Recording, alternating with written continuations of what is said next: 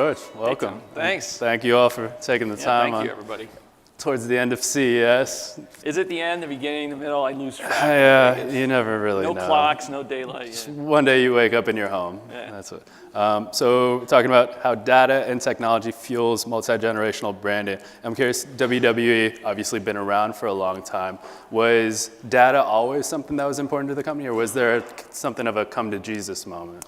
Yeah, look, I think it's a journey that we've been on. And, I've been with WWE about 11 years, and when I started, we probably had between the DA, the data analytics, and the data engineering, maybe 5 to 10 people, right? Small digital business, and that obviously drives a lot of the data. Today, we have 70 or 80 across those two disciplines. So as we've become more digital, so 25% of the video that gets consumed from WWE is on digital platforms. 75% of the tickets we sell to events are on digital platforms.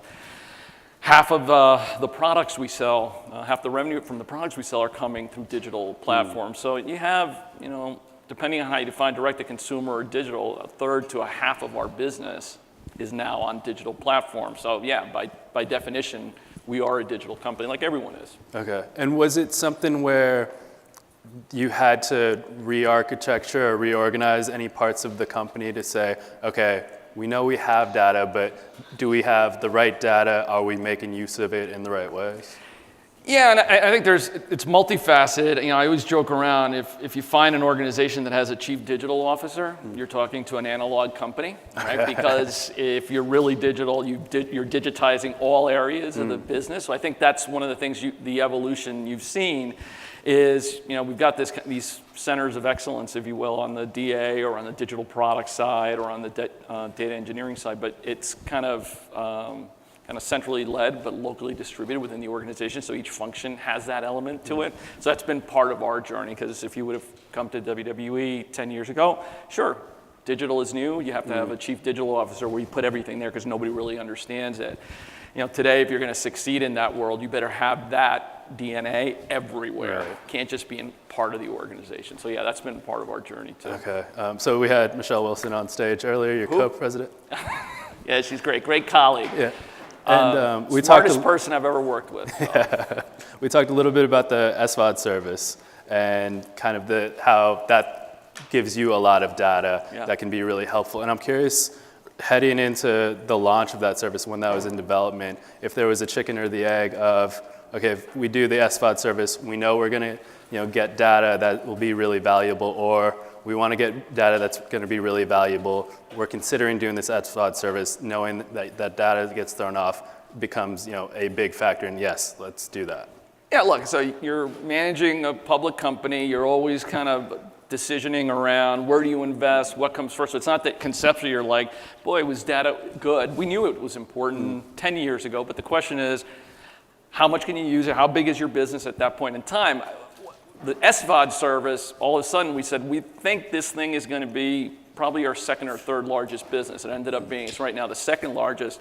So we need to take the capabilities that you need to manage that and step it up. So that it became kind of the investment thesis, kind of the ROI on going deep on data and core technology across the board, not just on the data side. So yeah, it really was that. And luckily we were right. Huge business, incredibly successful.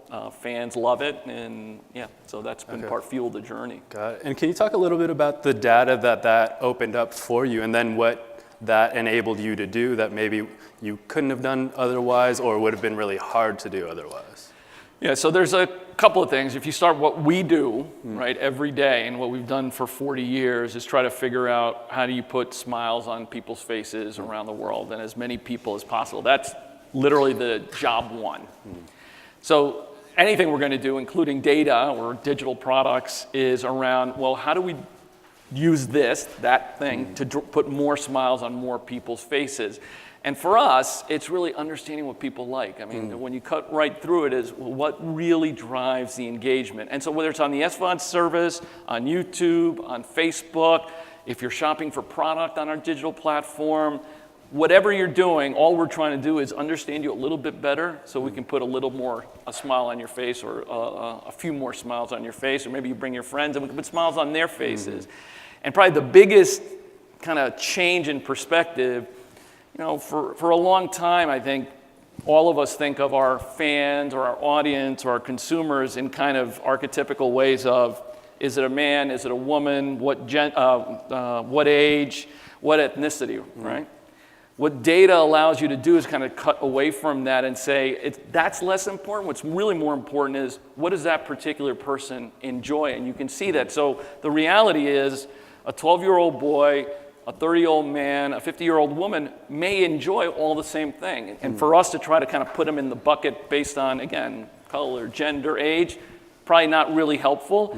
Instead, let's just understand what people like. And we know some of our fans like more of our storytelling. Some of our fans might like more of the action.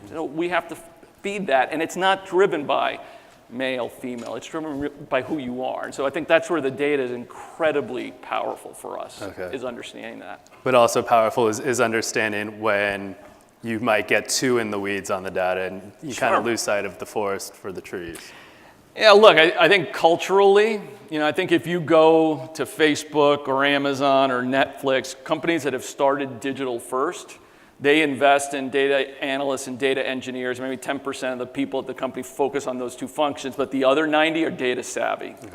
And they usually don't complain about wallowing in the data. I don't know that Reed Hastings complains about wallowing in the data. I think he naturally goes and grabs it and wallows in it and finds things, questions things. And so for us, which a legacy business that over the last 10 years is transitioning, we're probably not 1090, we're probably 10, and there's probably 50% of the remaining who are really data savvy.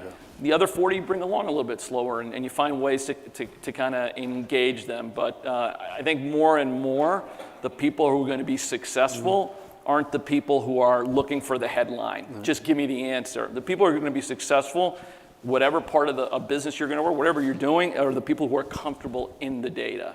Because once you get in it, you find that some of the preconceived notions you had aren't true. And if you're just letting one person give you that answer, I think you lose the power. What you want is everybody in your organization in there, because they all have different prisms, different expertise, and taking it and say, all right, how do I use this to, in our case, put another smile on another person's face? So that's the journey we're on. And it's early days. This is, I get this question a lot. Is this the 7th inning, the 9th inning, to use the baseball analogy? I think this is the bottom of the first. This is really early days. But we're happy about the progress we're making. We're pretty passionate about it. We think it's strategically important. We think it will make us better at entertaining our fans around the world. Sometimes get U.S.-centric.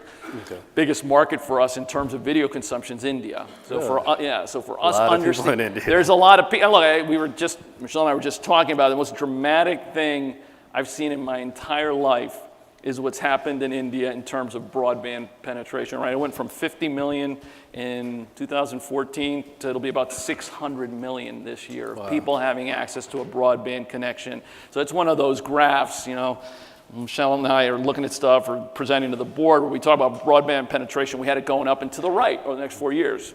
This is what it did in India. And that gives you, again, access to how people, in this case digitally, how people are consuming your content, which helps us understand that fan base. So when you're a global property, one size doesn't fit all. And I think that's, again, the data can be powerful and kind of illuminating, how do you put a smile on your Indian fan's face, and is it different than a U.S. fan? Right, but then speaking of the U.S. fans, and to the point around multi-generational branding, you have a lot of people, you have people even now today who they got into WWE because their parents were into WWE, because those people's parents were into WWE. So you can have 3 generations of WWE fans, but I'm curious how you look at the data and what the data enables about understanding those passionate fans, multi-generational fans, but then also how you look at the data as you're broadening out and reaching new fans, getting new people involved in WWE. And look, in some ways, all of us who were in creating IP had it easier 20 or 30 years ago. In the case of WWE, you rightfully pointed out, were you a fan as a kid? Yeah. All right, so who turned you on to? It was my dad. All right, so we watched SmackDown. All right, so there you go. So mine was my grandfather. Okay. So we'd watch wrestling together. So that's the way I came in. That still happens. It happens around the world. You know, again, I was in Mumbai not that long ago, and I'm talking to a guy about 25 years old, and he tells me how he's learned about it because his cousin in the States would send videotapes of the product 15, 20 years ago, and he'd watch it. So that's the way he got turned out. But today, with all this fragmentation, it makes it really hard to bring people, right? More and more people have they're not sitting all together watching TV. They have their own screen. I got 3 daughters. I see it all the time. So the data, back to that, is really about understanding what is going to entertain, engage, the 10-year-old boy, the 13-year-old girl, what have you, and the deeper you can understand it, the easier you have it, because that funnel, if you will, is different today than it was 20 or 30 years ago, because everyone has a screen, everyone can access almost unlimited ways to spend time, and so you got to run a little bit harder, and that's where being good at understanding what really drives passion and engagement with your fans is, I think it's the difference between life and death, is understanding that into the future. Got it. And I imagine it's something where it helps to inform storylines, as well as, you have so many events that you put on in all these different places. It probably helps to decide, okay, where do we want to be next week? Probably not next week, because that's a quick turnaround, but... You'd be surprised. Okay. Well, look, a good example of that is, female superstars have been a big part of WWE for a long time, but probably had a different role than the male superstars in the action, in the storytelling. And it was about 3.5 years ago, it was the summer of 2015, a hashtag began trending globally. It was called Give Divas a Chance. Diva was our name for female superstars. And it was our fans around the world. This went on for 3 days, around the world, trending globally, saying, we want to see the female athletes presented in a different way. More action, more in the ring. And it fundamentally changed, right, how we developed content, right, specifically around our female superstars, to the point that not only now, which never occurred in the past, do our female superstars headline events. We just did an event in Nassau Coliseum, a suburb of New York City on Long Island. It was only female superstars, no male, no men. If you would have said that to me, as a kid watching WWE, I would have said, oh, that would never happen. You got to see the guys on it. If you would have asked me 5 or 10 years ago, I would have seen that. So today it happens, and it is a way, when you get to data, the fact that you can see and hear what your fans really love, it changes, that's why I say it changes everything. Right. That's one example. Okay. But generally, sure, the folks who produce our content, write our content, they're getting data, they're getting information from the DA team at WWE about, hey, this is how this segment did, this is what superstar is hot right now. And it's one of the inputs. Got it. And kind of shifting the conversation a little bit to the technology side of things. WWE's done a lot in VR, AR, and I'm curious how the data helps to inform those kinds of testing that you want to do. What kind of bets you want to be making on more emerging technologies? Yeah, it's time. That's ultimately what we're fighting for, is people's time and attention. So when people always ask, who are WWE's competitors? Like right now, probably the biggest competitor we have is Fortnite, right? Because it's taken a ton of time from a big part of our fan base. So we fight for time. The more that we can understand what people like helps us win that fight. And so we continue to make a lot of investments on the technology side, and hopefully we kind of keep getting our unfair share. Okay. Can you talk about some of those investments and what you've learned from them? Well, sure. Like you mentioned the AR, VR, 360 video. In essence, that time element, we do that, right? So we've done AR, VR. We've done it with NextVR, done it with Samsung. It looks great. If you're a wrestling fan, it's an amazing experience. And so what we do is put it out there and see how much time people are spending. I think we're still in very early days. There's a lot of friction to get to that experience because you need hardware around that. I think ultimately, and you see it already, you've been seeing it the last couple of years here at CES, you see more of it now, that friction will go away. But now you got multiple OSs, multiple pieces of hardware. So if you really want to reach everyone and get time, you've got to kind of be on all those devices. So I think we're still in the early days, but we test. We see, we have our own editorial view of how good it is, and then we just see how much time is spent. Okay, and I know. So we don't have to guess. I mean, that's the key part on the data, right? 10 years ago, you were guessing, or you had, you'd have 10 people in a room. The brilliant person in the room would come up with a great idea that was going to entertain. Today, you don't have that. Today, you just let the data speak. You do it and see it, and you don't need the brilliant person to kind of figure it out. You just let the data speak. So in essence, it gives the fan the voice. Got it. With VR, obviously one of the challenges has been that there hasn't been the mainstream adoption of people buying the headsets, because a lot of times you can buy the headset, but then you need a $4,000 computer for it to be able to work. And so what a lot of companies have done is, I think it's called like location-based VR, where we're going to have some sort of pop-up for people who are around to be able to come and check it out.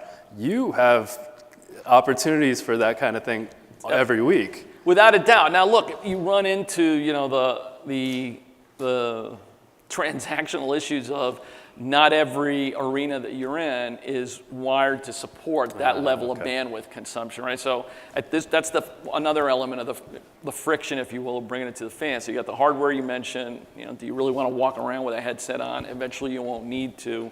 But then you just have the sheer reality of not every where we are playing big live events. Can it really have 20,000 people pulling down that bandwidth? We're not there yet to do that at scale. Okay. We will be. Got it. And so what we'll do is, we continue to test in small ways, and as that infrastructure builds out, we'll be there. Got it. And so we've talked about some of the emerging technologies that you have played around with. I'm curious if there are any on your radar moving forward. I think the ones you mentioned, I think AR and VR will continue to experiment. I think, obviously we're primarily a video company. Those play really, really well. We have this athleticism and sports nature to what we do, but we script it, as you know. So that gives you a lot of creative power to I think, create some really kind of cool storytelling opportunities. So I would say, but those two are probably nearer in, and we'll just continue to experiment on those. Okay, and then going back to the data side of things. No blockchain for wrestling yet. Okay, I was going to get sort of towards that kind of thing. It's like, what are you looking at moving forward on the data side of things? New opportunities to explore. Yeah, look, for us, it's really simple, and I get this question on data. In essence, what you're doing is ingesting as many data sources as possible. So whether it's Twitter, YouTube, Twitch, our SVOD service, pulling that all in, and then building a data model, right? To structure that data so that you can take that data that is dissimilar in structure, bring them together around the fan, right? Because the fan's experiencing on this platform, that platform, doing different things. So you just need to take that. So it actually is not all that difficult to do. It's just laborious. It's time and investment. So when you ask what are we going to do, we're going to put more resources to ingest more data, structure more of those data sets, and integrate them. And so our hope is pick a time in the future, 5 years from now, the 100 different data sets that we have will be all structured, real time, and for all our fans, we'll say, all right, yeah, this is really working. This is putting a smile on Tim's face. We got to get him more of that. And so that's the road we're on. Got it. And given where you've come on that road, for anyone in the crowd who's kind of at the beginnings of that, maybe they're in the top of the first. Yep. Any advice that you would have for them? Yeah, look, you need to believe and drive forward. It wasn't that long ago, maybe a couple of months, I was talking to someone really, really senior at a very, very large media company, super large media company, and they said, I don't get this data thing. What do you guys actually do with it? Okay. And so it tells you about being the top of the first or the bottom of whatever you are, that even today, you still have kind of this perspective that, I don't really understand it. It's so much, and kind of what you said before, it's too complicated, and what can you do with it? So I think if you are a legacy business who's transitioning, you better have somebody at a really, really senior level who's saying, I believe in this. It would have been like 100 years ago being in a room. I'm sure there were people who were saying, this electricity thing, what are you going to do with it? Because it's the reality. At that moment in time, you don't know what to do with it. But there were people who said, oh, shit, this is going to change everything. Henry Ford, I'm getting there. We're lucky, right? WWE's got a CEO, founder, who has reinvented this business multiple times. He doesn't have to understand every piece of the wiring on the data, but what he knows is this thing is all powerful, and we need to be pushed. So I would say the folks who are lucky to have people at the top who are pushing forward, they're the ones who will make the journey a little bit quicker than others. Eventually, everybody will have to, or you just won't be around. We're lucky. Okay. Unfortunately, we are out of time. George, thank you for your time. Thank you. Thank you all for your time. Thanks.